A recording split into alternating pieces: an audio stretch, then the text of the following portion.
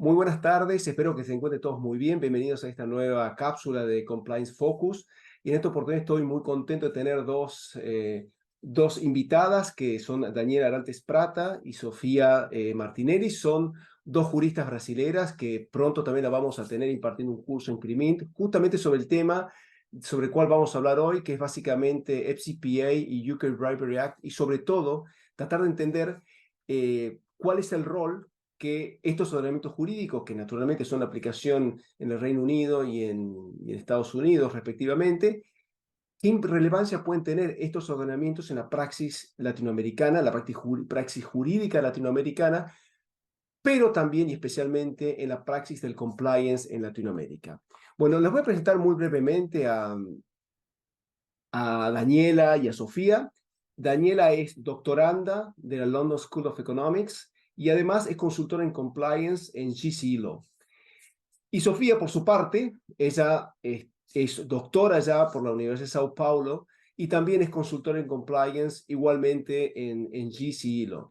Así que Daniela, Sofía, es un placer tenerlas hoy aquí. Bueno, muchas gracias también por brindarse en este espacio para poder conversar un poquito sobre estos temas. Pero antes, ya, le largo una preguntita para conversar con ustedes. Y la primera es que me gustaría que me cuenten de su experiencia, de su conocimiento y de todo lo que estuvieron ya investigando sobre este tema. ¿Cuál creen ustedes que es la importancia? ¿Por qué un consultor en compliance o un consultor jurídico en Latinoamérica debería estar al tanto de esta o debería manejar la FCPA y la UK Bribery Act? Bienvenidas.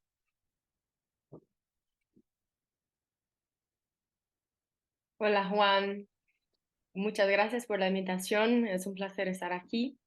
Y bueno, naturalmente como consultora creo que eso sospecha, pero en mi opinión la FCPA es tal vez la más importante de las legislaciones anticorrupción en el mundo.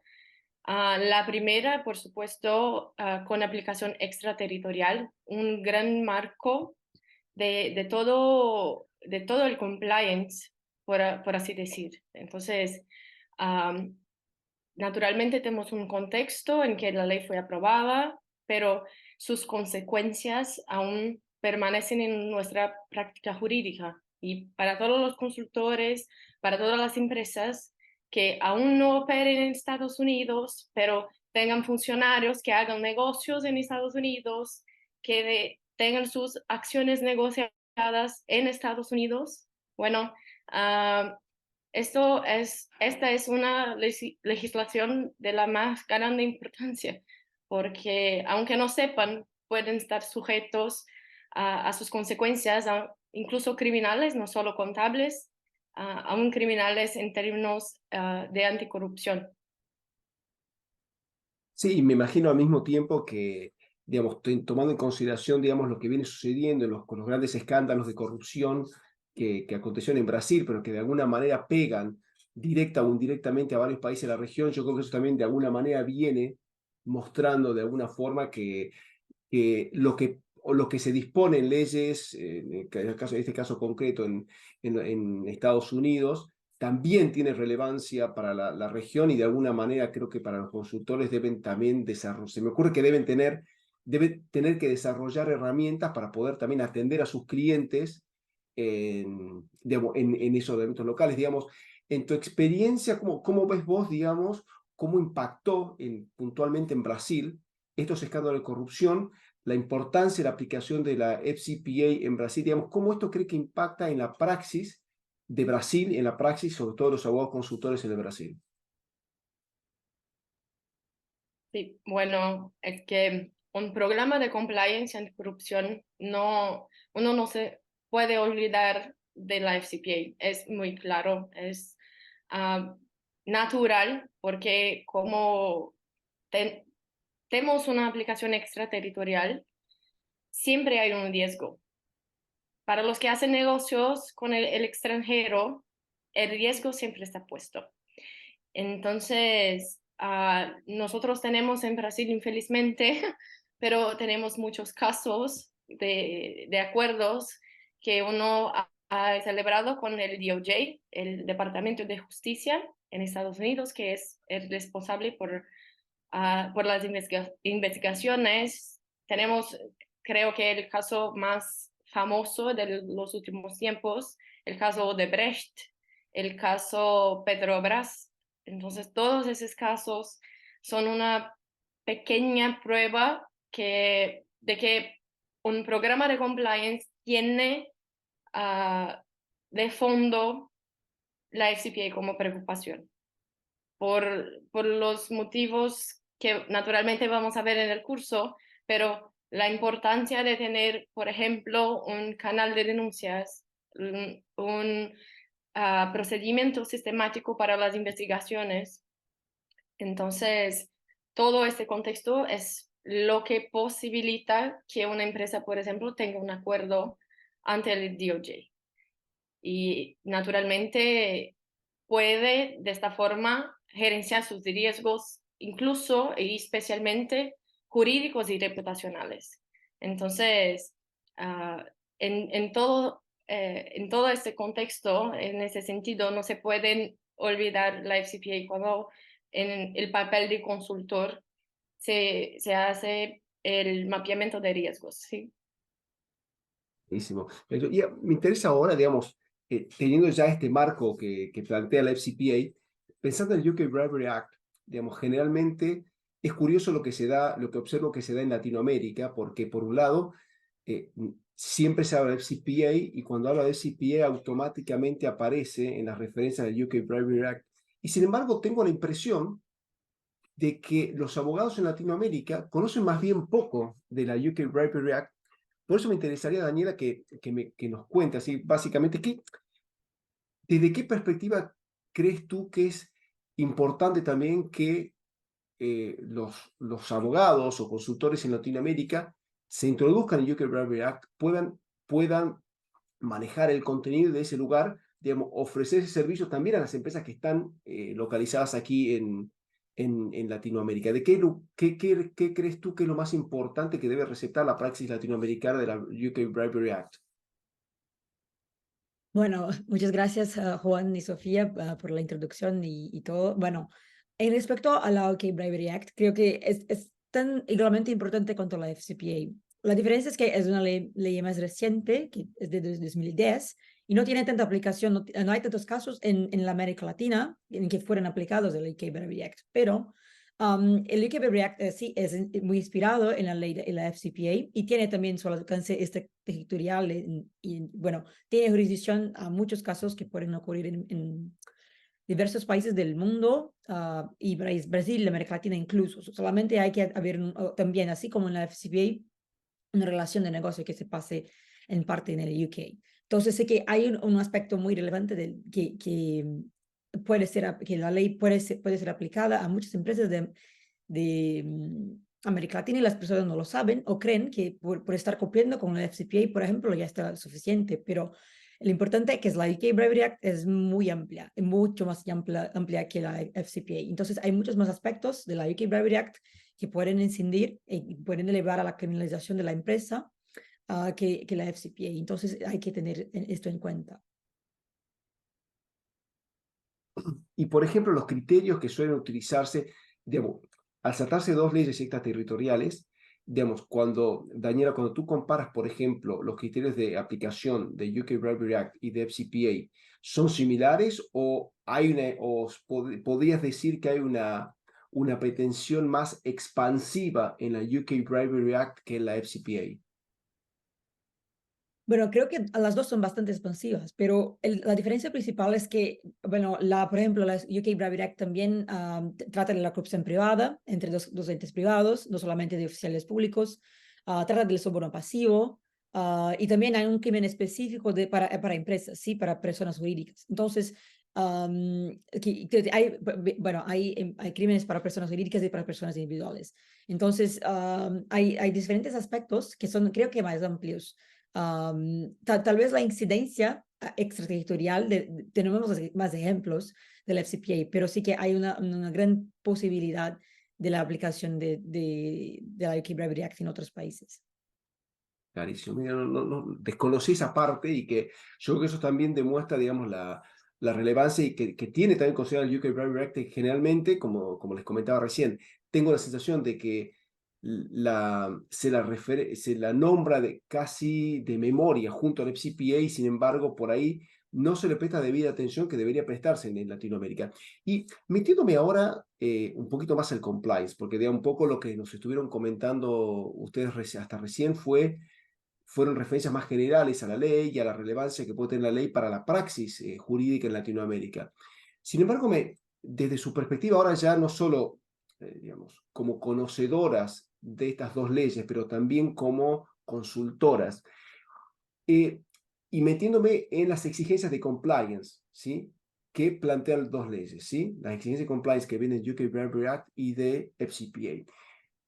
¿Cuáles dirían ustedes que son las características más sobresalientes en cuanto a exigencias de compliance que presenta la FCPA por un lado y la UK Bribery Act por el otro lado?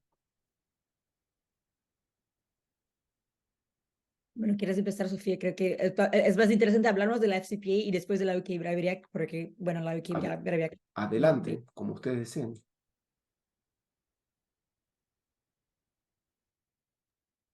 Sí, bueno, cuando tenemos en cuenta justamente los aspectos que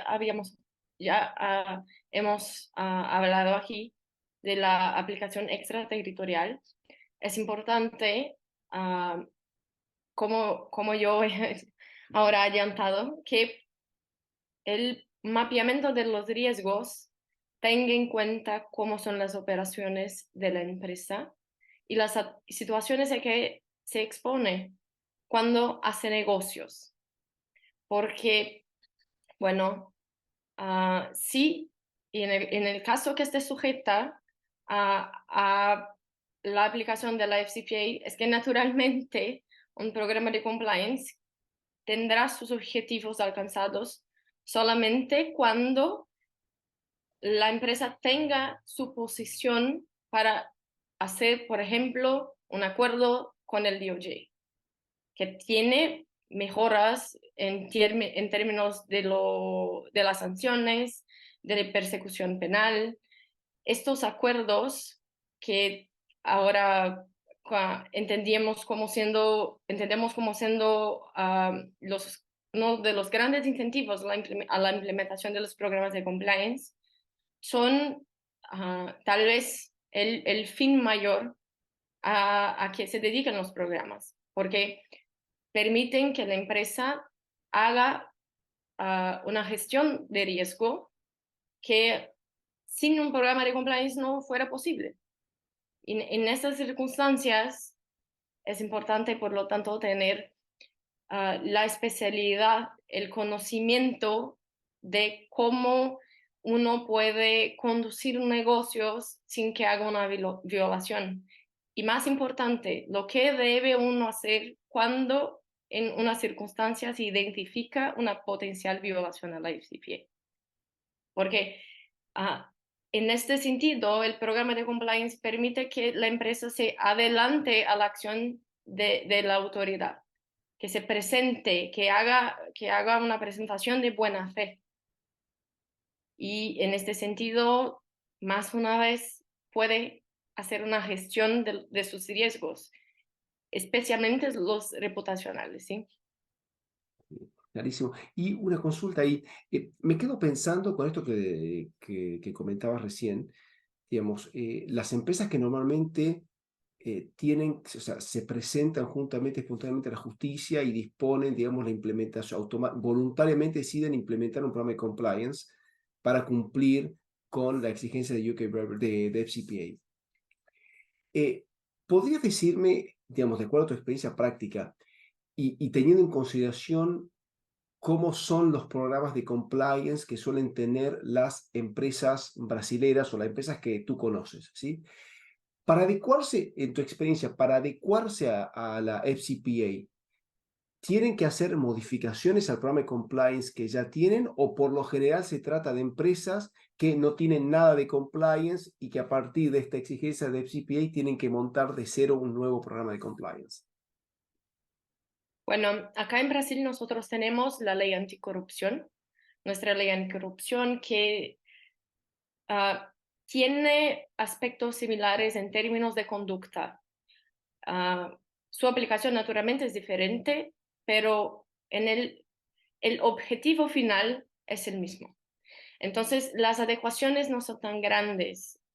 Una vez más, es importante que uno tenga en mente cómo se pasa con el mapeamiento de riesgos, pero no, las diferencias sustanciales no están tan puestas.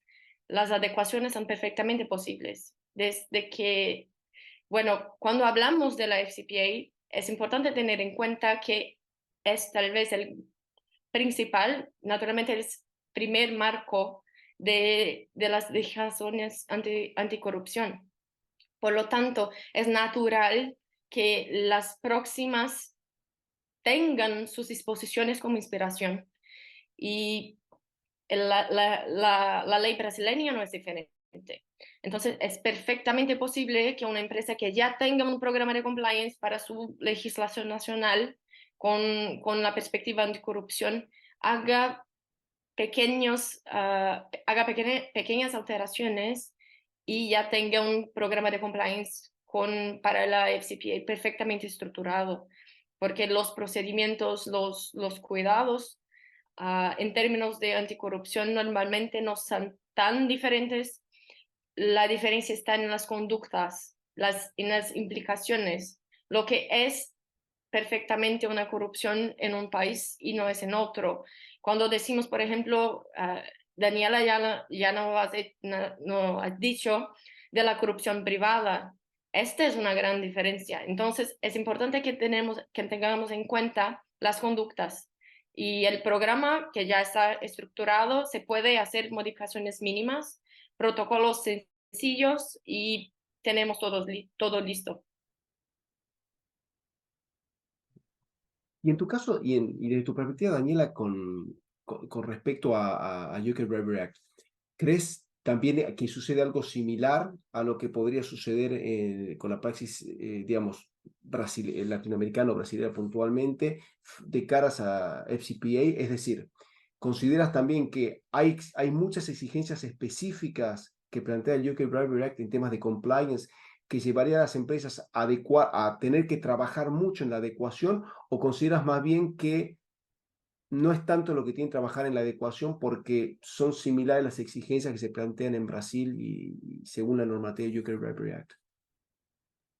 Bueno, sí, creo que en caso de la UK Bribery Act es un poco diferente. Claro que si tienes un buen programa de compliance anticorrupción, que creo que va a tener todo lo que recomienda la UK Bribery Act para que tengan un programa de compliance efectivo. Pero los problemas son, en primer lugar, como ha dicho Sofía, y como he dicho antes, que hay el problema de la especificidad de lo que es considerado soborno o no. Entonces, por ejemplo, hay que tener en cuenta también si, por ejemplo, si pagos de facilitación son considerados como crimen en su país o no, pero por ejemplo en el UK es considerado un crimen, es considerado soborno. La política mismo de hospitalidad, por ejemplo, puede ser considerada si no proporcional, entonces hay que tener en cuenta factores como este. Entonces, algunos detalles que son importantes para la UK Bribery Act tal vez no sean, porque no son tan específicos, por ejemplo, en la ley anticorrupción de Brasil. Pero otro punto muy importante de la UK Bribery Act es que hay un crimen específico de omisión de prevención, que es la omisión de prevención de la corrupción, que puede ser practicada por cualquier persona asociada a la empresa, como por ejemplo un representante comercial. Y esto es uno de los motivos porque la ley tiene un alcance tan grande en jurisdicciones, pero también que por ser tan específica en este delito de omisión, también hay una defensa específica que la ley permite a las empresas a utilizar, que es básicamente la defensa de los procedimientos adecuados, que es básicamente si tienes un buen programa de compliance, procedimientos adecuados al tipo y tamaño de la empresa, puedes tener una defensa para este crimen. Entonces, y hay un guía de la UK Bribery Act que explica los principios, los 6 principios, son 6 de la UK Bribery Act, que habla de, por ejemplo, procedimientos proporcionales, el compromiso de la más alto nivel, la evaluación de riesgos, de la debida diligencia, comunicación, la supervisión, el monitoreo. Entonces, como que está todo es muy claro y muy detallado en la ley. Claro, si tienes allá un buen programa de compliance, ya cumple todo esto. pero muchas veces no es el caso. Y la ley también, el guía es bueno mismo que creas que tu empresa, por ejemplo, no tiene nada que ver con el UK, es un buen guía para cómo hacer un buen programa de compliance, de todo modo. Entonces sí que es muy útil y muy interesante en este punto. No, interesantísimo todo lo que me cuentan y yo la verdad que por mi parte voy, ha sido hasta aquí una experiencia súper, digamos, aprendizaje también para mí, así que bueno, vamos a ir cerrando. Sofía, Daniela, les agradezco un montón que nos hayan brindado este tiempo. Ya venimos con varios preparativos junto con Daniel y Sofía, de caras al curso que en breve le estaremos mostrando, presentando desde Crimint. Y nada, muchísimas gracias de verdad por este rato. Y bueno, si quieren compartir algo con la audiencia o comentarnos algo como cierre, son muy bienvenidas. Muchas gracias una vez más, Juan. Bueno, gustaría de invitar a todos para el curso. Creo que será de mucho provecho, muy interesante y de mucho conocimiento sobre las dos legislaciones. Intentaremos el máximo tener aspectos prácticos para que todos entiendan la importancia de las leyes y naturalmente me quedo mucho feliz con la invitación y me pongo siempre a disposición de todos, ¿sí? Muchas Sí, bueno, gracias, Sofía. solamente, perdona, solamente puedo decir lo mismo que Sofía y que, bueno, muchas gracias por invitarme por este curso y, bueno, espero verlos todos en el curso y para discutirnos un poco más de los aspectos prácticos y cómo implementarlos en las empresas. Gracias. Bueno, muchísimas gracias a ambas. Solamente para cerrar, quiero decirle que para mí es una enorme oportunidad que puedan participar en este curso, puede estar frente, o sea, hay que hacer participar de este conversatorio, después que puedan estar también como docentes a frente de este curso, porque creo que es un tema importantísimo para la praxis latinoamericana y al mismo tiempo creo que son pocas las personas que que tienen la capacidad de ustedes para poder brindar todo ese conocimiento, tanto teórico como práctico, regulatorio, práctico y, y teórico sobre estas dos leyes tan importantes. Así que bueno, en mi nombre, pero también en nombre de Crimin, la verdad que es un lujo que se puedan sumar al equipo docente y puedan estar al frente de este curso. Así que bueno, les dejo muy fuerte abrazo y bueno, saludo también al resto de la audiencia que nos han estado acompañando el día de hoy. Que estén muy bien, hasta luego.